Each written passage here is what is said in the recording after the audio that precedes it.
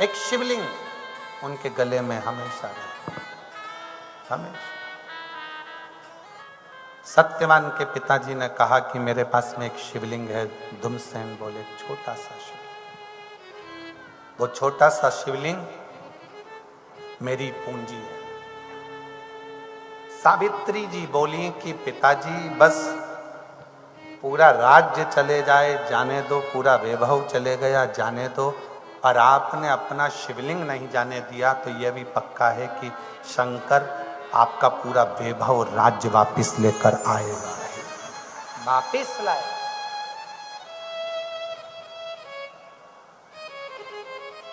क्यों, किस लिए? आप शंकर जी के मंदिर में एक लोटा जल चढ़ाने जा रहे हो और भोलेनाथ जी आपकी झोली भरते जा रहे हैं, भोलेनाथ बाबा आपके ऊपर कृपा करते जा रहे हैं, शंकर जी सबकी मनोकामना पूर्ण करते जा रहे हैं। किस लिए? क्योंकि आपके अंदर शंकर के प्रति विश्वास आ गया और आप जान गए कि मृत्यु लोक का देव है देव, अधिदेव महादेव। राम जी भी जिसकी पूजन करते हैं, भगवान कृष्ण भी जिसकी पूजन करते हैं, वो देव अधिदेव महादेव। बोल बम का नारा है बाबा, ये आप जान गए कि बाबा हमारा सहारा है। आप लोगों की बुद्धि में ये बैठ गया कि शंकर पर जल चढ़ाएंगे और हमारा सारा दुख मिटेगा। सावित्री समझ गई मेरा पति सत्यवान 1 साल होने में केवल 2 दिन बचे हैं, मेरा शिव मेरे पति को वापस देगा, क्योंकि उसका नाम कालाधिपति महाकाल है। काल पर विजय करने वाला केवल एक है, वो देव अधिदेव महादेव है, केवल एक। शिव होते हैं जो अपने भक्त को भगवान से मिला देते हैं, जिसकी कामना करते हो उससे मिला देते हैं। महाराष्ट्र के एक संत हुए श्री चांगदेव जी महाराज, महाराष्ट्र के एक संत हैं, सुना है कि नहीं सुना नाम? जम के तो बोलो, सुना है? महाराष्ट्र के एक संत श्री चांगदेव जी बाबा, चांगदेव जी महाराज शिव के बड़े उपासक, शंकर के बड़े उपासक। उनकी उम्र का कोई अंदाजा नहीं है, उम्र का। शिव के इतने बड़े भक्त थे चांगदेव जी की, शंकर की ज्योति की पूजन कर कर ज्योतिर्लिंग के रूप में उसको पूज लेते थे। संत श्री चांगदेव जी महाराज काल भैरव की स्तुति करते थे तो शंकर दर्शन देने के लिए आ जाते थे। श्री चांगदेव जी इतनी तप साधना में लीन रहते थे कि शंकर भी उनको देखकर प्रसन्न होते थे। महाराष्ट्र के ऐसे संत महाराष्ट्र में जन्मे हैं। भारत की भूमि में सबसे ज्यादा अगर संत कहीं जन्मे हैं तो इस महाराष्ट्र की पवित्र भूमि पर जन्मे। कहते हैं भक्ति भी इस महाराष्ट्र में आकर ऊर्जावान हो जाती है, ऊर्जावान हो जाती है भक्ति इस महाराष्ट्र में आने के बाद।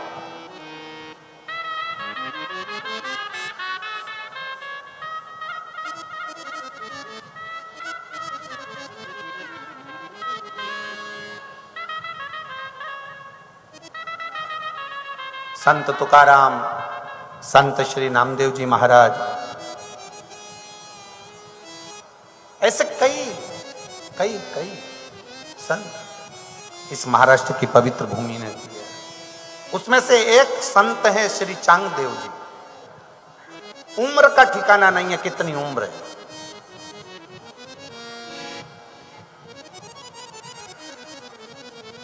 चांगदेव जी की उम्र जब 1400 साल हो गई, कितने वर्ष? 14 वर्ष नहीं, 1400 वर्ष, 1400 वर्ष जब चांगदेव जी की उम्र हो गई तो चांगदेव जी एक दिन बैठे और भगवान शंकर की पूजन कर रहे थे और पूजन करते करते बोले कि बाबा या तो तुम मेरे गुरु बन जाओ या जिसको मेरा गुरु बनाना है उससे मुझको मिला।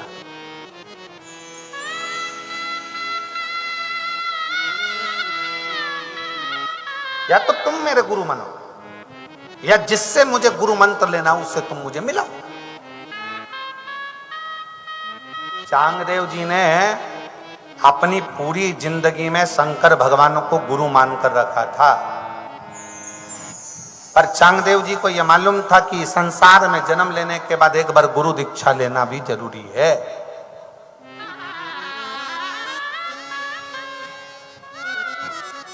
कई मेरी माताएं कहती हैं हमारा गुरु मंत्र नहीं, हम कहते हैं शंकर को अपना गुरु मानो। और जब तुम्हें कोई असली गुरु जिंदगी में मिल जाए, तुम्हें लगे कि ये इसको हम गुरु बना सकते हैं और ये हमारे गुरु बनने के लायक है, तो फिर गुरु मंत्र, फिर गुरु दीक्षा ले। चांगदेव जी 1400 वर्ष के हो गए और उन्होंने शंकर जी से कहा कि अब मुझे गुरु से मिला दो, या तो तुम आओ या फिर कोई गुरु मिले। इतने में 3 दिन बीते थे और किसी ने आकर कह दिया कि संत ज्ञानेश्वर जी महाराज ऐसे गुरु हैं, ऐसे सत्संगी हैं कि भगवत की भक्ति में, भगवान की आराधना में डूबे रहते हैं। संत ज्ञानेश्वर। पर किसी ने कहा कि उनकी उम्र तो 16 साल की है। चांगदेव जी महाराज के मन में आ गया, बस अब मुझे संत ज्ञानेश्वर जी से मिलने जाना है। संत ज्ञानेश्वर जी से मिलने के लिए चांगदेव जी जाने लगे। इतने में उनके साथ वाले बोले, तुम 1400 साल के हो और वो 16 साल का है, ऐसे 16 साल के बच्चे को तुम अपना गुरु बनाओ। कई लोग संसार में ऐसे जन्म लेते हैं जो व्यक्ति जब अच्छा करने के लिए जाता है तो उसकी भी टांग खींच लेते हैं। कोई व्यक्ति अच्छा करने जा रहा है, नई गाड़ी ली है और उस व्यक्ति ने सोचा कि पास में साकरी में कथा चल रही है, चलो मेरे गांव के लोगों के लिए मेरी गाड़ी फ्री है। इतने में कहीं दूसरा दोस्त मिलेगा, अरे क्यों फ्री में लेके जा रहा है, अपना डीजल जलेगा, पैसा जलेगा, एक काम कर कम से कम डीजल के पैसे तो ले ले। एक मन करा था कि भोलेनाथ ने मुझे गाड़ी दिलाई है, भोलेनाथ की गाड़ी है, इसलिए मैं सबको कथा सुनाने ले जाऊं। पर मन में लालच, दूसरे ने कहा तो मन के अंदर लालच इकट्ठा हो गया। लालच इकट्ठा हुआ, गाड़ी का थोड़ा सा डीजल पेट्रोल ले भी लिया, तो कौन सा फल प्राप्त हुआ।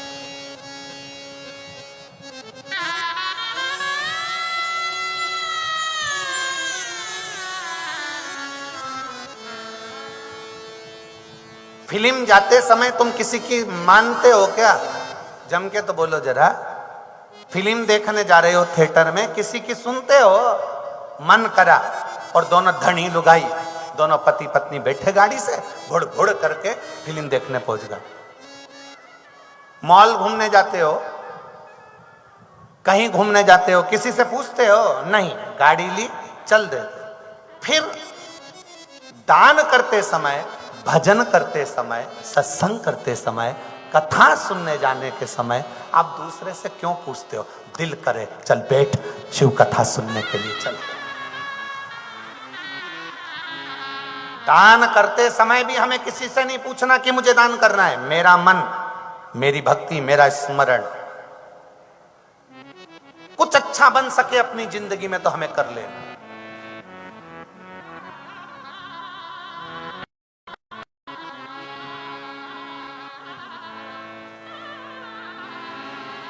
अगर मेरा भोले बाबा आपको अच्छी अच्छी गाड़ियां दिलाए, खूब अच्छी अच्छी गाड़ियों की लाइन लगा दे, तो बाबा से कहना, बाबा मैं भी मेरे गांव के लोगों को लेकर कुबरेश्वर धाम रुद्राक्ष महोत्सव में भर कर लेकर आ जाऊंगा। ऐसी कृपा कर।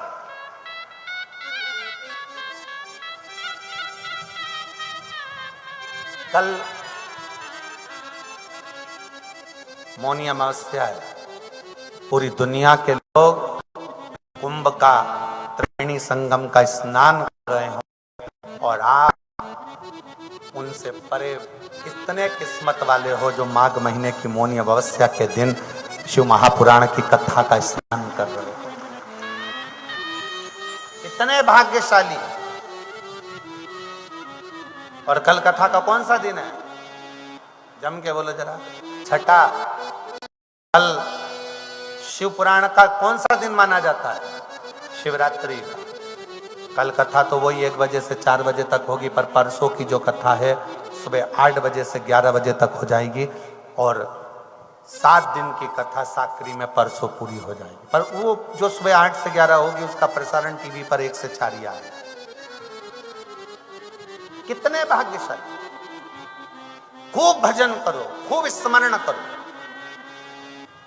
मौनी अमावस्या है, अपने घर से कुछ बना कर ले आओ, ना बन सके तो बिस्कुट लाओ, कुछ बनाकर भोजन आदि लाकर ये शिव भक्त जो आए उनकी सेवा में लग जाओ। पानी पिलाओ, मुंह झूठा करो, शिव भक्ति करो। चांगदेव जी महाराज ने विचार कर लिया, सूचना मिली 16 वर्ष का बालक। साथ वालों ने कहा, गुरुदेव तुम 1400 साल के, वो 16 साल का, कहां गुरु दीक्षा लेने जा रहे? चांगदेव जी महाराज के मन में साथ में रहने वालों ने थोड़ा सा अहंकार उत्पन्न कर दिया। थोड़ा सा बोला सब दुख काटो मारा। भगवान देवाधिदेव महादेव शिव ओगरदानी त्रिकालदर्शी कैलाशी अविनाशी शंकर की कथा कर रहे। सावित्री माता कहती हैं कि शिव आपके पास में है। दिन आ गया जिस दिन सत्यवान के प्राण जाना है।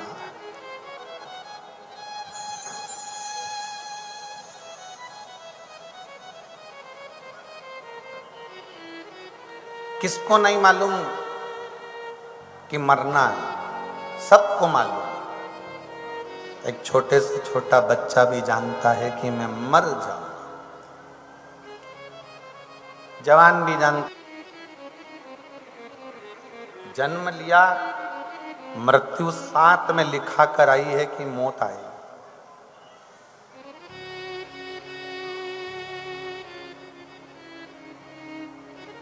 कब आएगी किसी को नहीं।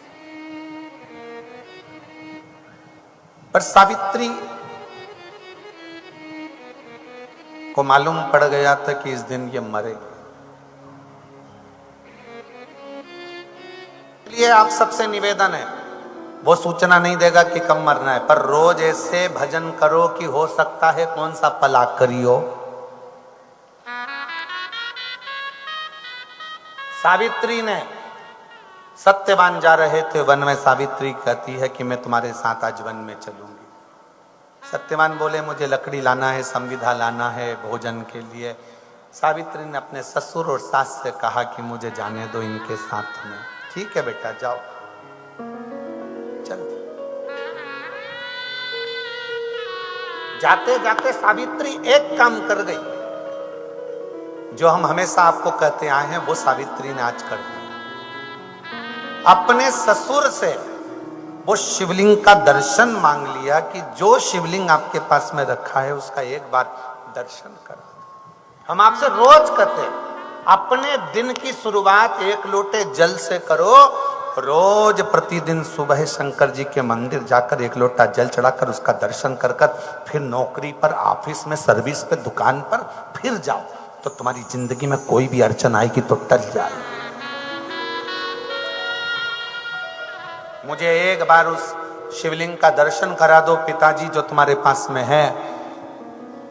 जैसे ही सूचना मिली, धुमसेन ने अपना शिवलिंग निकालकर दर्शन कराया।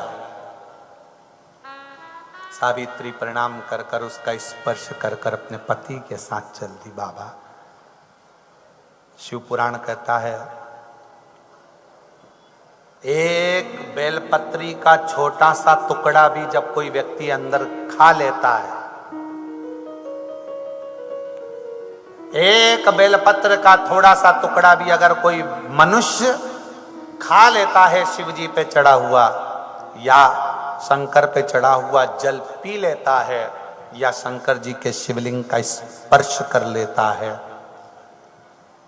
तो उस स्पर्श का फल, उस बेलपत्र के पत्ते का फल उस जल का फल उसके शरीर में 21 दिन तक रहता ही रहता है। अब बेलपत्री का पत्ता तो उस समय पर नहीं था, सावित्री ने नहीं पाया। शिवजी पे चढ़ा हुआ जल भी सावित्री नहीं पाई। केवल शंकर के शिवलिंग का स्पर्श करा, प्रणाम करा, दर्शन किया और सावित्री चल आश्रित होकर शिव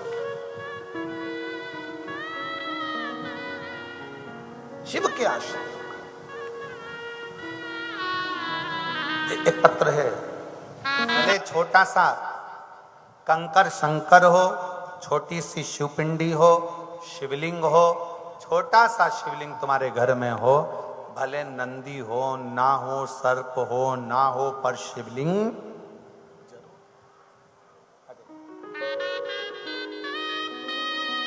शिव कथा कह रही है। भगवान शंकर का चरित्र कह रहा है, शिव महापुराण की कथा कह रही है, शिव तत्व का।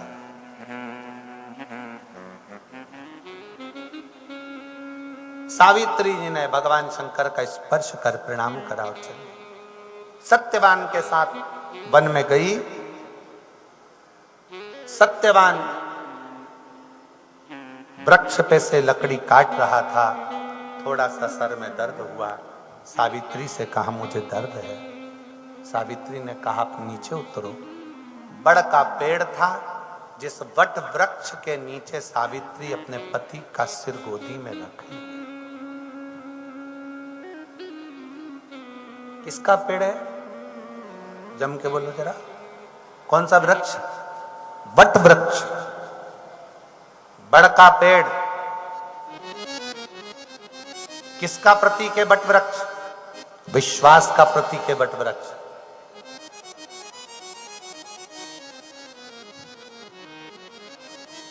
जब मन में फिर निवेदन है, अगर कोई तुमसे कह दे कि तुम्हारा ग्रह बेकार चल रहा है, तुम्हारे राशियां बेकार चल रही है, तुम्हारे दोष है, कोई कह दे कि तुम्हारे ऊपर ये दोष है, कोई कह दे तुम्हारे ऊपर वो दोष है, कोई कह दे तुम्हारे नक्षत्र बेकार चल रहे हैं, कोई कहे तुम्हारा एक्सीडेंट का योग है, कोई कहे तुम्हारा ये योग चल रहा है, कुछ कर सको ना कर सको, एक काम जरूर करना, किसी बड़ के पेड़ के नीचे, बट वृक्ष के नीचे थोड़ी देर बैठकर रोज प्रतिदिन श्री शिवाय नमस्तुभ्यम का जाप करना प्रारंभ करो, या पंचाक्षर मंत्र जपो नमः शिवाय, या षडाक्षर मंत्र जपो ओम नमः शिवाय, या महामृत्युंजय मंत्र जपो। पर शंकर का नाम अगर बट वृक्ष की छांव में बैठकर किया जाता है तो अकाल मृत्यु भी टल जाती है। अकाल मृत्यु भी टलती है। बट वृक्ष की छांव में अगर तप किया जाए, भजन किया जाए, मंत्र जाप किया जाए, नाम जाप किया जाए, स्मरण किया जाए, अकाल मृत्यु। शिवाय नमस्तुभ्यं भोला सब दुख काटो हमारा, ओ भोला सब दुख काटो हमारा। शिव शंकर जपो तेरी माला, भोले बाबा जपो तेरी माला। भोला सा कह रही है, शिव पुराण कहती है, सावित्री पति का सिर गोद में रखकर बैठ गई। बड़ का पेड़ विश्वास का प्रतीक है। बट वृक्ष की छांव में जब तुम्हें लगे कि ग्रह बेकार चल रहे हो, कोई कष्ट आने वाला है, कोई दुख बहुत तेज आ गया, कोई तकलीफ ज्यादा आ गई, तो बड़ के पेड़ के नीचे बट वृक्ष की छांव में बैठकर श्री शिवाय नमस्तुभ्यम जपना से जपो।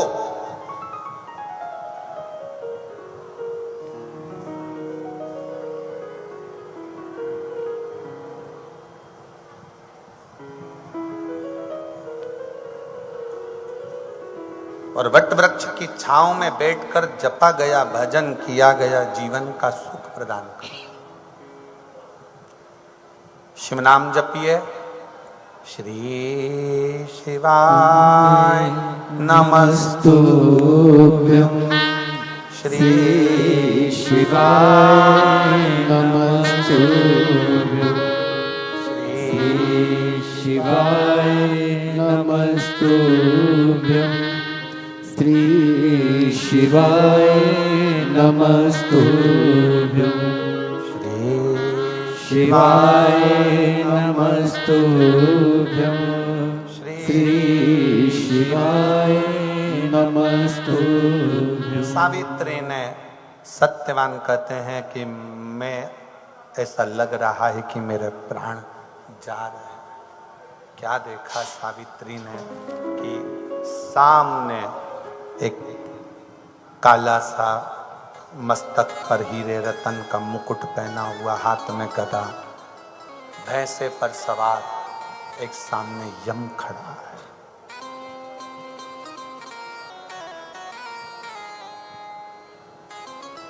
कभी तुमने सुना,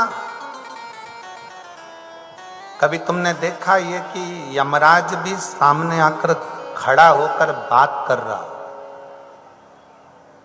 दो, एक मार्कंडे ऋषि,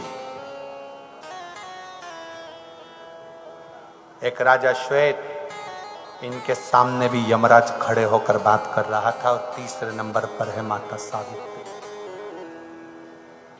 जिनके सम्मुख में यमराज सामने खड़े होकर बात कर। तीन और भी हैं शिव भक्त और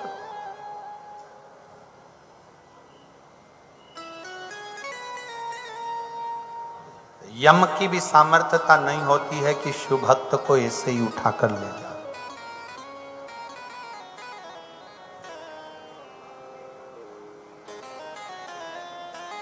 यमराज की भी सामर्थ्यता नहीं है कि शंकर के भक्त को उठाकर और ले जाए।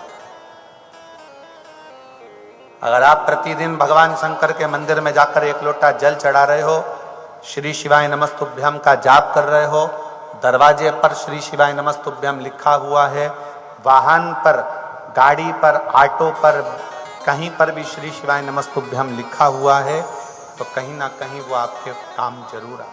शिव तत्व अगर आपके पास में है तो अकाल मृत्यु टल जाए।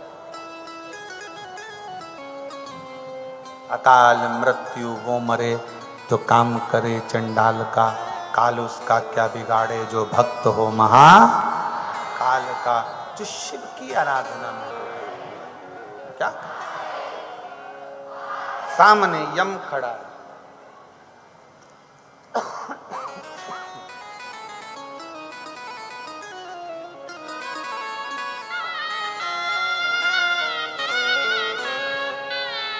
सामने यम है। सावित्री तुम्हारे पति को लेकर जाना।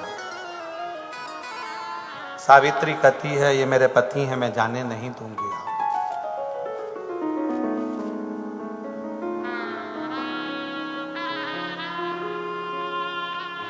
आप जानते हो सावित्री कहती हैं कि मेरे पति शिव की आराधना करते हैं और मैं शंकर का स्पर्श कर कर।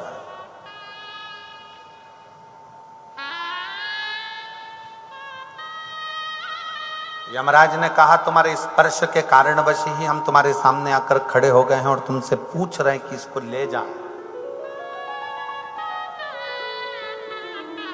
ले जाने लगे। आप अपना कर्म करो, मैं अपना कर्म करूंगी। शिव महापुराण की कथा कहती है शंकर के भक्त को अपने कर्म में लगे रहना चाहिए, बाकी का निर्णय तो शंकर करेंगे। यमराज ले जाने लगे, सावित्री पीछे पीछे जाने लगी। आखिरी में यमराज ने सावित्री से कहा कि तुम शंकर का स्पर्श कर कर आई हो, इसलिए मेरा मन है कि तुम कुछ मांग लो। 4 वर मांगे। ससुर का गया हुआ राज्य वापिस आए,